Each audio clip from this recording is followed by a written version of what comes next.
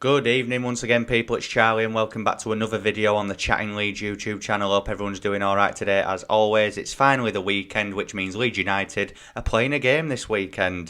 So Leeds United are taking on Crystal Palace, as we all know, down at Selhurst Park on Sunday. It was Jesse Marsch's press conference earlier on today, so we all know what that means. It's time for Predicted 11 on the channel, so I'm going to try my best to predict what Jesse Marsch will do, how he will set up against Crystal Palace on Sunday. But just before I get into it, you know the score, guys. If you're new to the channel, please subscribe. If you enjoy the video, please hit that like button and share all of your thoughts and opinions in the comment section down below.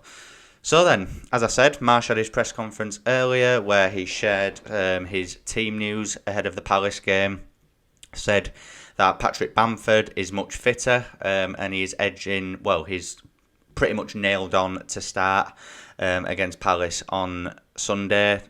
I think based on an area of the pitch that we're going to have to fill after Sini's red card against Aston Villa, I think Bamford is almost certain to start in this game. And no real injury updates. Obviously, Stuart Dallas has had to have a small operation to do with his injury this week, but still should be okay in a few months' time. And I think Adam Forshaw has had a hernia operation and he's out for a month.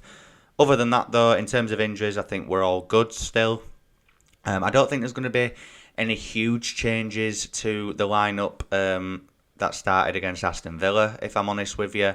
There's obviously one main change, but other than that, can't see there being much change. But we're just going to go through it now, guys. So in goal, don't really need to mention it really, but of course it's Illan Meslier. Had a really good game against Aston Villa, some good shot stopping. However, he did look very vulnerable from set pieces and he did kind of flap it a few times as well, which don't know if that's a confidence thing, don't know if it's just him maybe getting in the wrong positional area.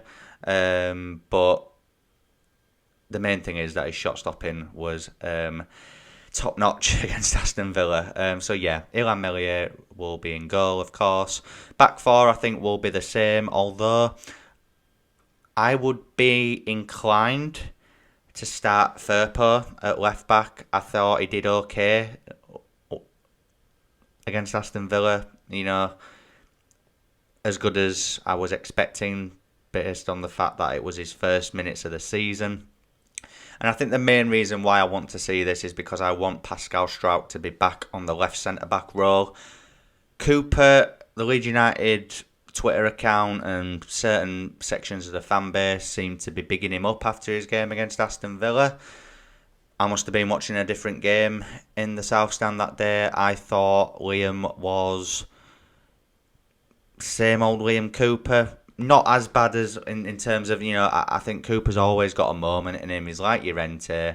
I think there was times where I could have easily just brought the ball down with no pressure on him, but he just headed it back into the Aston Villa midfield. He did it on a few occasions. His passing was a bit off as well, and he just didn't look 100% confident. The one thing that I will give him a bit of, that I will cut him some slack on is that it was his first game of the season.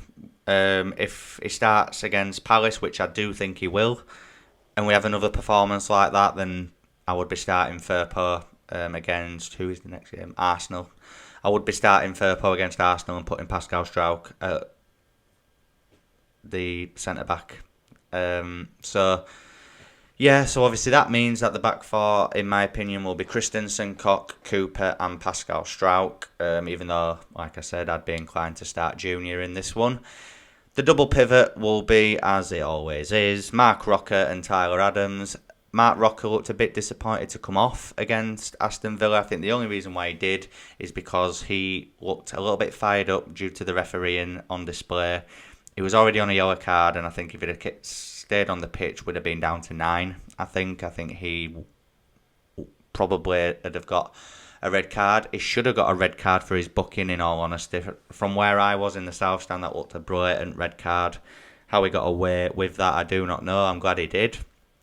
And Tyler Adams, yeah, I can't really say he's had a woeful game for Leeds other than the Brentford game, but everyone was, really poor on that day. I think Tyler Adams has been an exceptional signing, and hopefully that continues. Now, the forward line is where it obviously starts to change a little bit, because last week we saw Sinisterra, Aronson and Harrison in behind Rodrigo. However, I think for the Palace game, due to Sini's suspension, I think Aronson will move out to the right-hand side. I think Rodrigo will be in behind the striker and Harrison on the left, with Patrick Bamford starting up front. And in all honesty, I actually like the sound of that team. I think barring Cooper, that was the team that started against Wolves on the opening day. We managed to get a win there. I know it was at home, and Palace away is a tough game for any team. I think Palace have had a up and down start to the season. They have had a lot of tough games, though. In fairness, it's a very hard place to go. Patrick Bamford will have a point to prove. He's not scored a goal this season. Marsh said he's more fitter. We'll soon see how that goes. It's his former team. He'll be up for it. So hopefully Patrick Bamford can get his first goals of the season. And yeah, look, I would be happy with that lineup. In all honesty, like I said, the only change that I would make is probably starting Firpo so that we can see Cock and Strauch, which for me is our best centre-back partnership. Hopefully we'll get to see that at some point this season. The bench will be looking a bit stronger as well. Shane Marsh in the press conference mentioned Somerville as an option to play out wide. Me personally, I would rather him come on as a sub.